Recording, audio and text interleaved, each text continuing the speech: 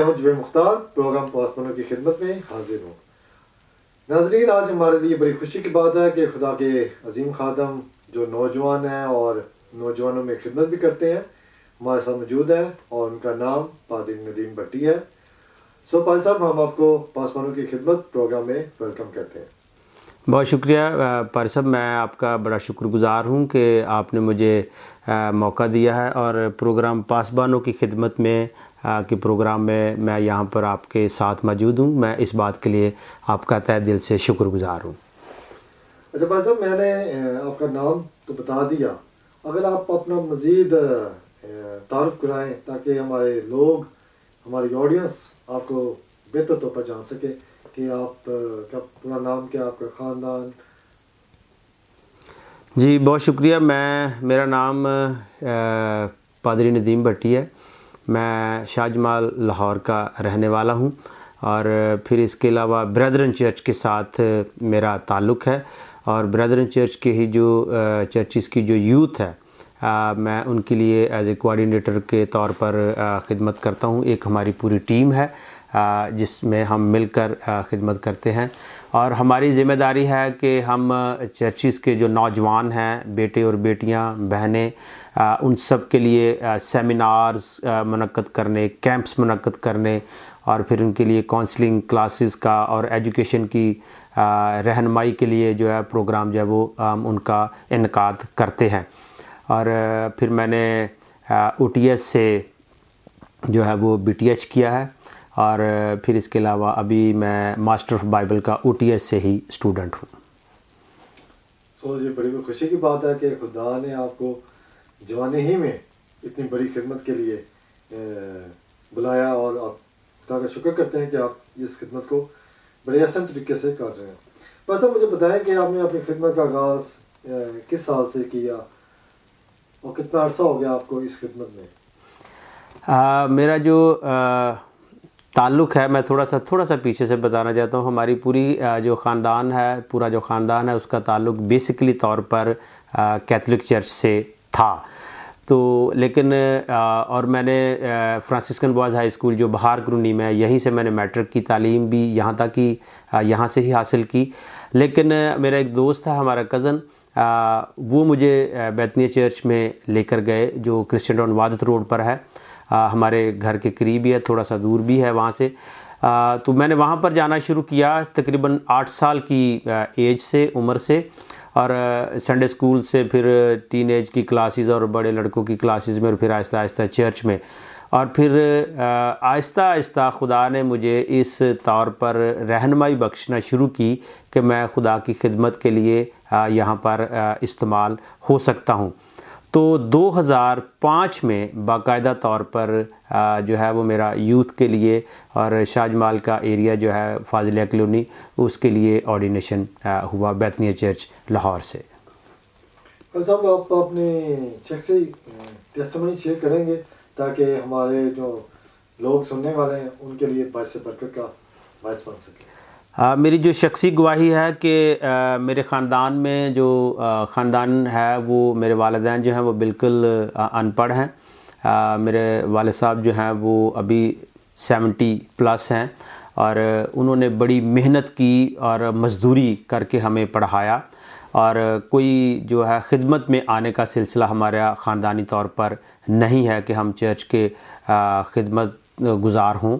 لیکن یہ خدا کی ایک خاص بڑی مہربانی ہے کہ چونکہ میں خاندان میں سب سے بڑا ہوں، اپنے بھائیوں میں ہم 4 بھائی ہیں، ایک بہن ہے، تو خدا نے مجھے اس خدمت کے لیے چنا، اور پھر اس طور پر کہ میں شروع ہی سے اس خدمت میں آنا تو بالکل نہیں چاہتا تھا۔ میں تو اپنی ایجوکیشن کو کمپلیٹ کر کے یا اور زیادہ اسے حاصل کر کے میں تو جاب کی طرف یا کسی اور کاروبار کی طرف جانے کا پورا ارادہ رکھتا تھا، کیونکہ والدین غریب تھے، اور مطلب اس طور پر تھے کہ ضرورت تھی کہ جاب کی جائے یا کوئی ایسا کاروبار کیا جائے اور پھر فیملی کو سپورٹ کیا جائے۔ لیکن خدا نے عجیب طور پر مجھے خدمت کے لیے تیار کیا، اور اس میں سمجھتا ہوں کہ سب سے جو بڑا ہاتھ ہے وہ میرے والدین کا ہے، اور پھر اس کے بعد بردرن چرچ کا ہے، بیتنیہ چرچ کا ہے۔ وہاں پر آہستہ آہستہ سنڈے اسکول کے بعد ٹین ایج کی کلاسز میں، اور پھر میں نے OTS جو ہے وہ پڑھنا شروع کیا. اور OTS کا بھی اس میں بڑا کنٹریبیوشن ہے کہ OTS کے کورسز کی وجہ سے میں نے باقاعدہ طور پر علم الہیات کو حاصل کیا، اور پھر ایک وقت آیا کہ خدا نے مجھے اس خدمت کے لیے چن لیا. تو یہ خدا کی ایک بڑی مہربانی ہے. میں تو کبھی بھی اس خدمت میں آنا نہیں چاہتا تھا، لیکن یہ خدا کا پلان اور خدا کی مرضی کی وجہ سے ایسا ہوا ہے. Praise the Lord. خداوند کا شکر ہے جی.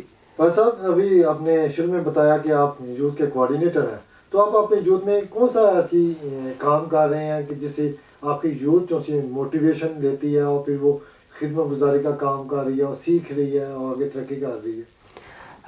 ہم نے اسی سال سے شروع کیا ہے کہ ہم اپنے جو ہمارا بیتنی چرچ کرسچن ٹاؤن وادت روڈ پر ہے، وہاں پر ہر ماہ کے آخری سیٹرڈے کو سیمینار کرتے ہیں، جس میں نوجوان لڑکے اور لڑکیاں شامل ہوتے ہیں، اور جو ہمارے موجودہ حالات ہیں ان کے مطابق جو ہے ٹاپک جو ہے وہ چنا جاتا ہے، اور پھر کسی ایک اچھے استاد کو ہم مقرر کرتے ہیں کہ وہ وہاں پر آئے، اور ببلکلی طور پر بھی اور دنیاوی طور پر بھی نوجوانوں کو وہ رہنمائی بخشے کہ بائبل اس کے بارے میں کیا کہتی ہے، اور پھر دنیا اس کے بارے میں کیا کہتی ہے، اور پھر لیکن ہمیں کس طرح سے اس دنیا میں رہتے ہوئے بائبل کے مطابق جو ہے وہ زندگی کو بسر کرنا ہے اور اپنے آپ کو آگے لے کر خدا کے ساتھ ساتھ چلنا ہے.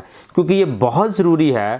اگر ہم اس دنیا میں رہتے ہوئے سب کچھ حاصل کریں لیکن خدا کے ساتھ ہمارا تعلق گہرا نہ ہو، ہم پکے ایماندار نہ ہوں، نجات یافتہ نہ ہوں، تو کیا فائدہ؟ پھر ہمیں تو کچھ فائدہ نہیں ہے. فائدہ تب ہی ہے جب ہم خدا کے ساتھ پورے طور پر ایمان رکھیں، اس کے ساتھ لپٹے رہیں، اور پھر خدمت گزاری کے کام میں ہمارا جو کچھ حصہ ہے ہم اس کو بھی ضرور ادا کریں. آخر میں پائی صاحب، میں سوال یہ ہے کہ آپ ہماری آڈینس کو کوئی میسیج دیں یا کوئی بتانا چاہتے ہیں تاکہ ہماری آڈینس آپ کے میسیج کو سنے اور پھر اس کے مطابق آگے چل سکے.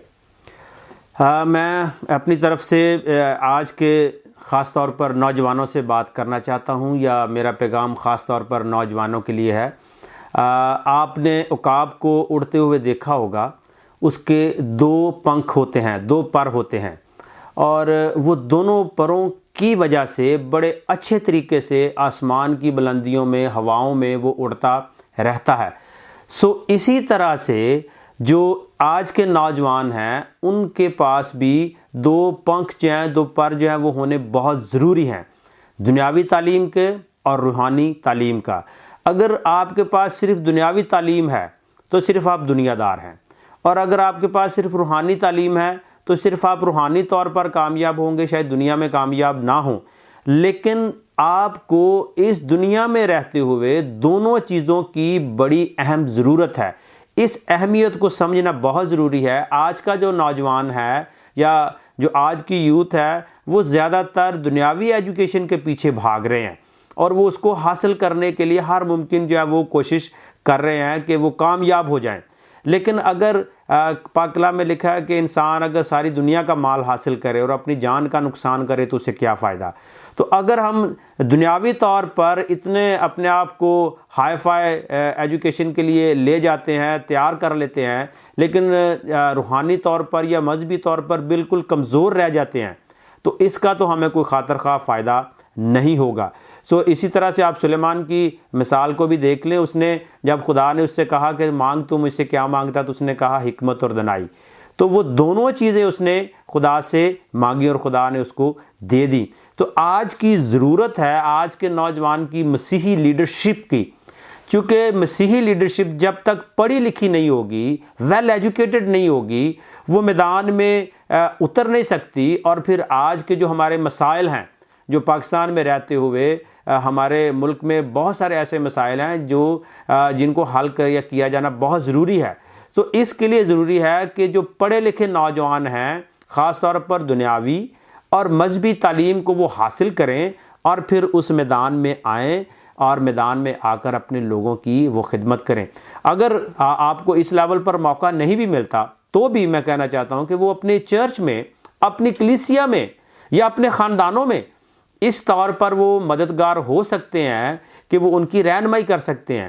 سو جو لیڈرشپ کا فقدان ہے خاص طور پر مسیحی لیڈرشپ کا، وہ اب اس رجحان کو ہم نے مل جل کر ختم کرنا ہے۔